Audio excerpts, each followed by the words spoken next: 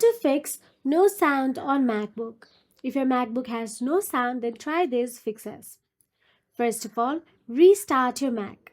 Click on the Apple menu at the top left corner of your screen and a drop-down menu will appear. From there, tap on the Restart. This refreshes system settings and might fix your issue easily.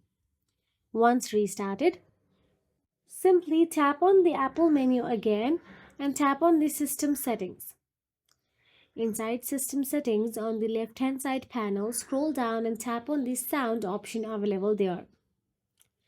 You will get to see the sliders option available there.